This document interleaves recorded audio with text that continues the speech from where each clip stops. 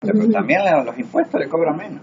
Hacen Claro. arreglos para pagar menos. Sí, también eso Estoy hablando ya de la empresa. eso lo hace mucho con las Yo me acuerdo de multinacionales. eso cuando salió el tema de los libros estos, los dueños del poder, los dueños del país, dueños no sé qué eran, de Argentina, hablaban de la mal. ¿Has visto que Un poquito a más. Savonarola hace falta? Tenía un amigo peruano que estaba estudiando, quería especializarse y doctorarse en Plotino. Entonces estaba estudiando griego a fondo.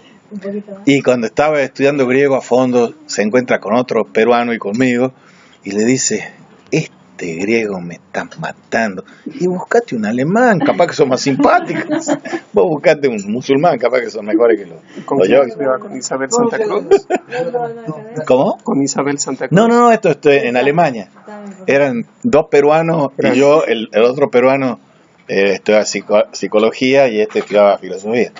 Para hacer doctorado allá en Friburgo. Gracias. Ya lo encontré Vos sabés que me acaba, digamos, hace mucho que me pregunto sobre los pobres estos de bienaventurados los pobres de espíritu. Sí, Entonces, el significado de esa pobreza es el desapegarse de todo lo que conocemos, de todo lo que queremos, de todo lo que Sentimos. pensamos y sentimos.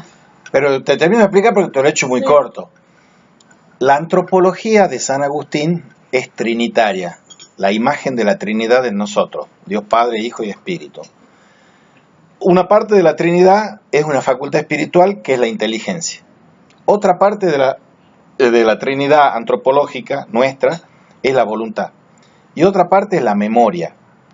Santo Tomás, en vez de 3, tiene 2. Tiene la inteligencia y la voluntad porque a la memoria la manda para los sentidos. ¿Por qué es más importante, a juicio mío por lo menos en estas cosas, y está aquí presente en la antropología que ya hemos explicado de Erasmo, la imagen trinitaria? Porque las virtudes sobrenaturales son la fe, la esperanza y la caridad. La fe es la que nos permite desapegarnos y purgarnos en nuestro ser inteligentes. La caridad o el amor nos permite purgar y purificar la voluntad. Para. Caridad, purificada, voluntad. Y la esperanza purifica nuestra memoria.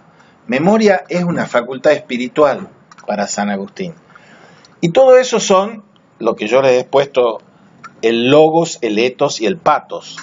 El logos es el Padre, el etos, que es el amor, y el patos es el espíritu. El etos es el Hijo y el patos es el espíritu. En esas adaptaciones brutas que les hago yo de esta cuestión. Pero la pobreza, la opción por la pobreza, la opción preferencial por los pobres, porque el primer pobre es Cristo. Hay una gran filósofa española, Adela Cortina, que ha hecho un libro, que este es los últimos de ellos, que se llama Aporofobia.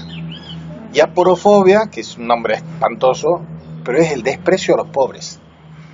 Es una actitud ética contemporánea o antiética, que es: los pobres nos producen repulsión. Entonces, esta opción preferencial por los pobres es algo que viene, y yo he lanzado esa pequeña bombita en mis compañeros muy católicos, conservadores y capitalistas salvajes, que Juan 23 señala que la iglesia cristiana es la iglesia de los pobres. Eso empieza en los años 60, pero ya viene con antecedentes de San Bernardo. Pero ahí vos me estás mezclando las dos pobrezas, la material y la otra. Sí, pero es que a veces cuando vos decís, visitás a un pobre, vos ves la actitud de generosidad que tienen. A veces no, Sí. pero a veces tienen. En cambio, a un rico está medio blindado para ser solidario y caritativo. Entonces los ricos suelen ser, que los hay de otro tipo, por supuesto. Aquí no es maniqueo el planteo. El asunto es que la pobreza no hay que mezclarla, como vos bien decís, pero conducen muchas veces a conductas que son, en este sentido, despreciando a los pobres. Entonces estos tipos están preocupados porque son muy ricos y dicen: entonces yo no me entraré al reino de los cielos. Y bueno, la metáfora que usó Cristo del camello, el ojo de la aguja y todas esas cosas, ¿para quiénes son? puede haber pobres económicamente que sean ricos y condenados. Eso no tiene nada que ver.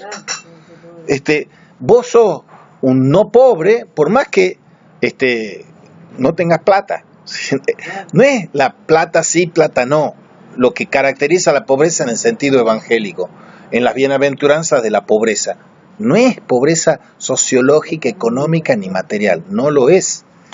Pero la opción preferencial por los pobres es que yo tengo que evangelizar a pobres y a ricos, sin mirar a quién. Y tenemos que todos tratar de hacernos pobres. Lo que hace San Francisco, de así, antes de San Francisco, es despojarse y desnudarse de todo lo que el comerciante de su papá le quería poner llave en mano al negocio. Y el tipo se despoja de todo. Y esos son los poverelos. Entonces es el tipo que más ha revolucionado la iglesia en toda la historia, San Francisco de Asís. Claro, lo que pasa es que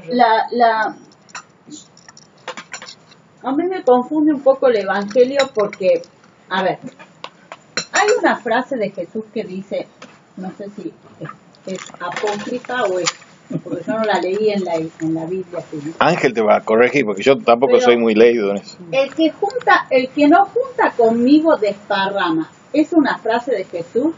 Sí. Creo que sí. Sí.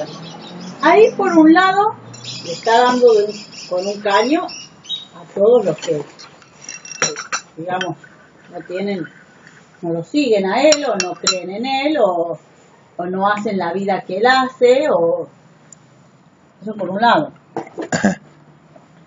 Por otro lado, después viene San Francisco que nos da pero también... yo creo, pero la verdad es que hace rato no leo ese pasaje, pero en general la idea que tengo de ese pasaje es porque lo están criticando, creo que los mismos discípulos están diciendo algo como diciéndole, sacalos a estos que están en contra tuya, y él en ese contexto dice esa frase y está diciendo la idea, si no me acuerdo mal, por eso digo hace mucho no veo, la idea es más bien decir, si ellos están haciendo algo que no va en contra de lo que yo digo, está bien, déjalo, no importa, es en ese contexto. O estás conmigo o estás contra mí. Exactamente, sí. Si no estás contra mí, déjalo que hagan, me están beneficiando igual. Esa es la idea que más o menos está en eso. Yo también. Yo tendría que verlo al pasaje de nuevo. Lo vemos. Hagan deber para la casa. Una acotación. Sí. Yo justo el estudio que di ahora en el retiro fue sobre una idea que me impactó mucho de Juan Luis II. Me imagino que lo conoce. Ortodoxia, ortopraxis. No, el tema de el mensaje detrás de las parábolas que da él en un librazo ahí sobre la relación entre Jesús y Pablo. Pero en la parte de Jesús, él va mostrando cómo 16 parábolas de Jesús tienen el mensaje hablándole si son polémicas. Es decir, polémicas contra quién, contra la casta sacerdotal, los fariseos, los escribas, todo eso. En la que ellos cambian el significado, le llaman pecadores a los que ellos discriminan. Lo digo en simpleza, sí. Él lo desarrolla bien.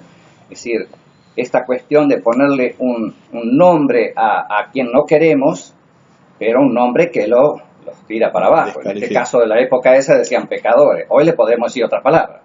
Pero los que queremos es discriminarlos, los queremos estigmatizar, sería más bien la palabra, pero con un sentido, es decir, vagos, por ejemplo, diríamos hoy. Los pobres son vagos, son pobres porque son vagos, por ejemplo. Claro, losers. Ese tipo de cosas así. Y entonces él va diciendo, han cambiado lo que quisieran decir, en realidad, lo han cambiado por otra palabra que los deja bien a ellos. El prototipo de la ironía de Sócrates y el prototipo del humor para hacer el pasaje de lo ético a la fe. ¿Quién sería para Kierkegaard?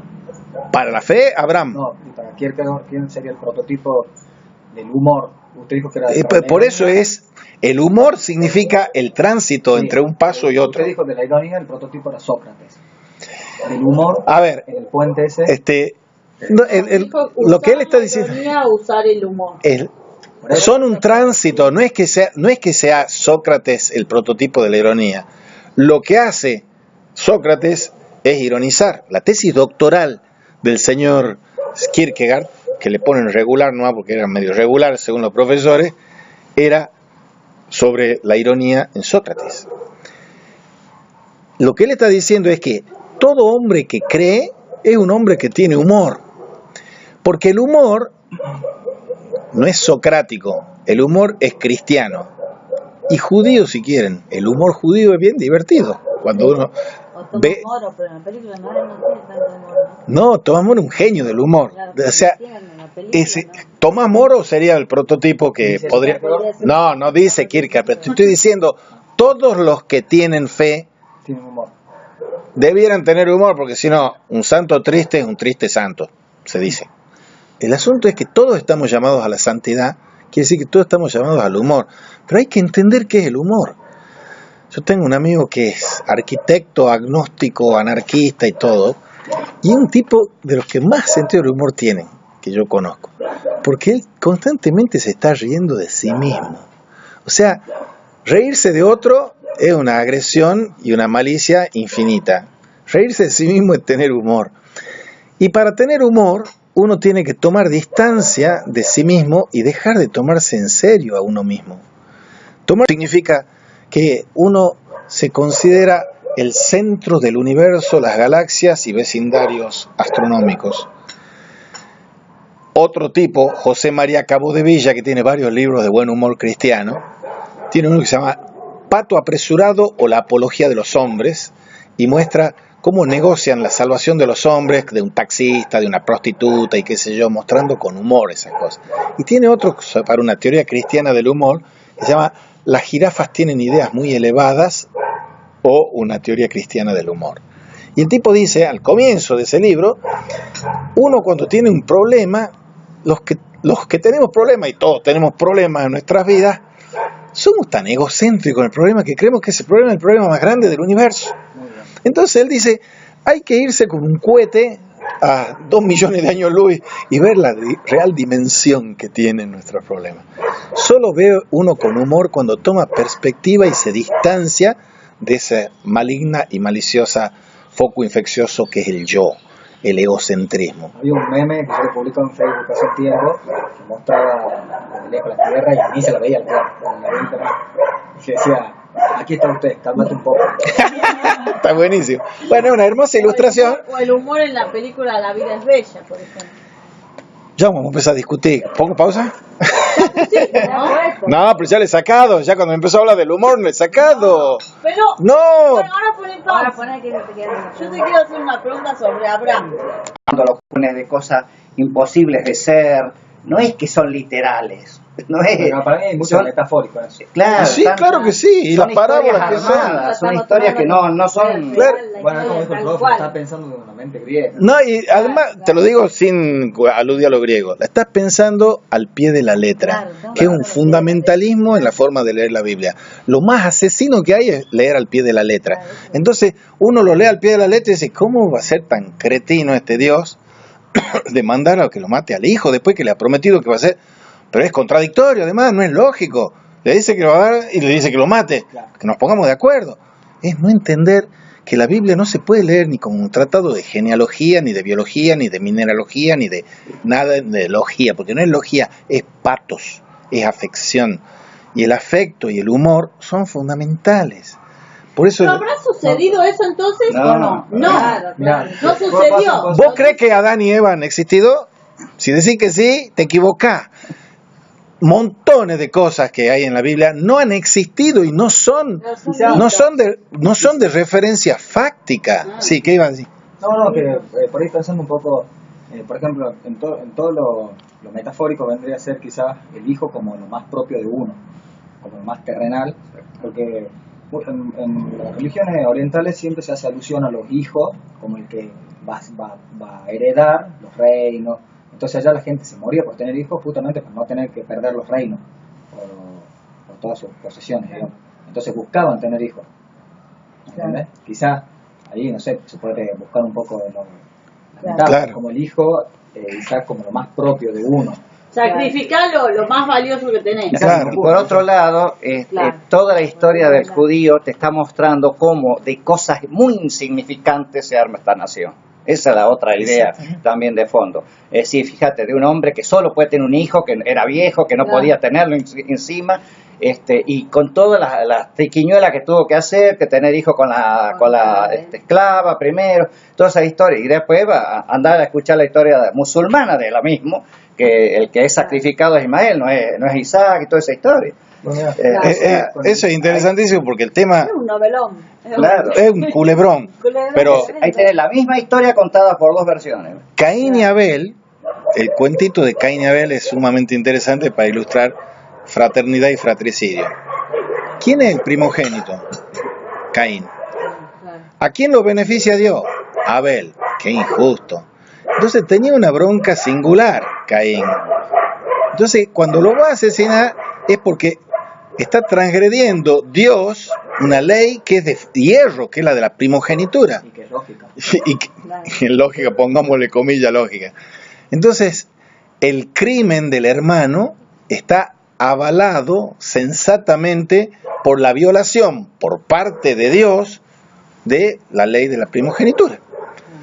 Pero eso que pasa entre Caín y Abel pasa con los ancestros de Rómulo y Remo, de los Atahualpas y los Incas aquí, que hay dos hermanos que se matan. Claro, los judíos con el ejemplo de Abraham y el hijo, ¿qué querían demostrar? Que la obediencia absoluta a Dios, como que Abraham... Hay otro pedido que le hace Dios a Abraham, que salga de la tierra de sus padres, que es el primer pedido que le hace, y el tipo morral en bolsa y se va fuera de su patio. Primer exilio, éxodo, metáfora de la existencia. Vivimos como exiliados en éxodo en esta existencia. Y el tipo promete una tierra que no la van a tener hasta 400 años después. Exactamente. A pesar de que los sionistas de hoy dicen que ya les costó bastante. Claro. Están buscando el escribano que le certifique que las tierras son de ellos. Pero el tipo está siempre, ¿por qué es el padre de la fe? Como símbolo de la fe. ¿Por qué un hombre como común y corriente? Tan común y corriente como Esaú, como Jacob o como Job. Eran hombres como nosotros, con todos los defectos y todos los pecados que tenemos nosotros. Y el tipo lo prueba por segunda vez. Y esa prueba por segunda vez es más grave, si cabe, que sal de la tierra de tu padre. Porque es extírpate a tu único hijo. Sin tierra y después sin hijo. Claro. Y el asunto es que todos nosotros somos tan capitalistas y burgueses que queremos apegarnos a nuestros hijos creyendo que son nuestros hijos. A nuestras tierras creyendo que son nuestras tierras. Otra cosa que las tenés que matar.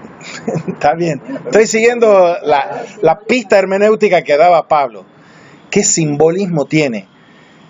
Nosotros nos apegamos a nuestros hijos y nuestros hijos, pobres de ellos, a veces se apegan a nosotros, ignorando algo tan elemental como tus padres, así yo los castigo a mis hijos. No son tus padres. Tus padres no son tus padres. Hay un solo padre y es el que está en el cielo.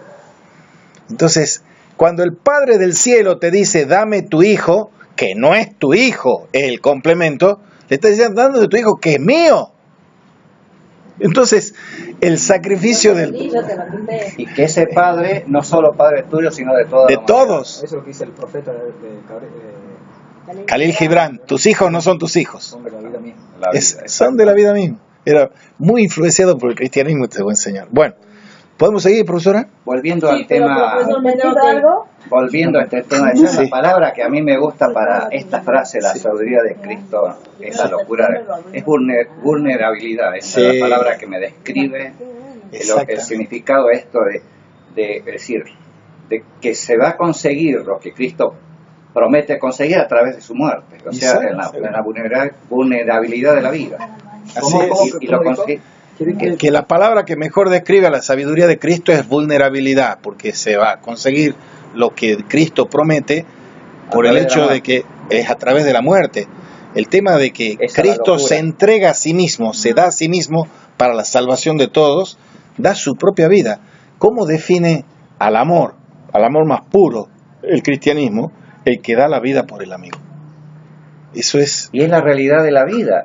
No somos como vida, voy a decir, lo más importante es la vida, pero mi vida paso la calle y me tumba. Claro. O sea que no tengo, ahí está la vulnerabilidad esta de que no soy dueño de eso tampoco, ¿no? En Por ningún supuesto. sentido. Bueno, ese Por mensaje supuesto. de Maximilian Kolbe, Y seguro, y de que da su todo. vida por un No me tomaste un extraño, vasito de agua, hermano. Uy. Te lo traje. que da su vida Muchas por un gracias. extraño.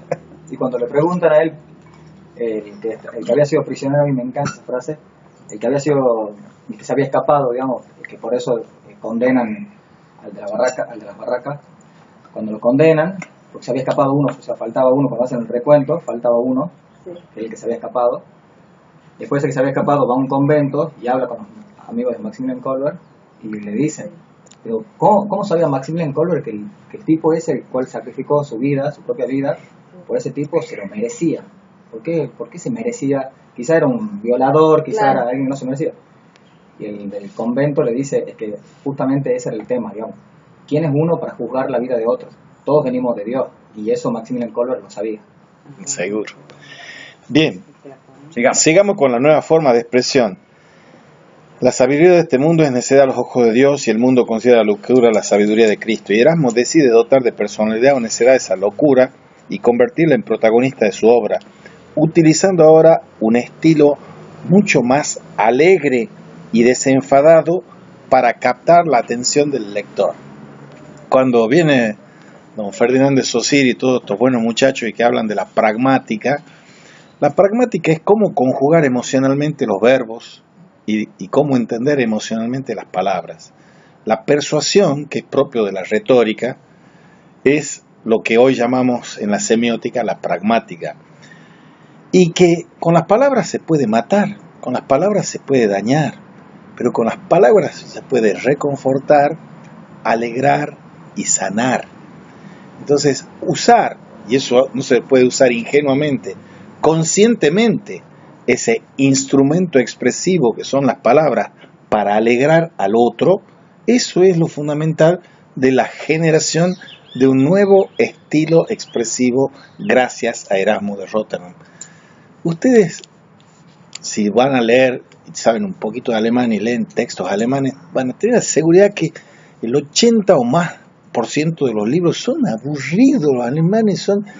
Pero hay algunos alemanes que escriben alegres, como Nietzsche, por ejemplo. Alemanes que escriben alegres más contemporáneos, como Joseph Pieper, como Romano Guardini. Un mismo lenguaje puede sonar duro, acartonado, rígido, hasta cruel, o puede sonar melifluo, alegre. Y uno se puede equivocar en el sentido contrario, decía el francés, qué lindo idioma, la lengua del amor, y puede ser un recontra cretino hablando y escribiendo en francés. O sea, la cuestión no está en qué lengua escribo, sino qué temple de ánimo le infundo a la lengua en la que me expreso. Y eso es lo que está creando este Erasmo de Rotterdam. A ver qué era. Si yo ¿Qué? creo que Que ya te Bueno, si quieren suspendemos, pero a las 4:30 del sábado nos reunimos de nuevo, lo que quieran. Pero si vienen alegres, si vienen acontecidos y tristes, Bueno, no. cortamos y aprovecho. Yo, bueno.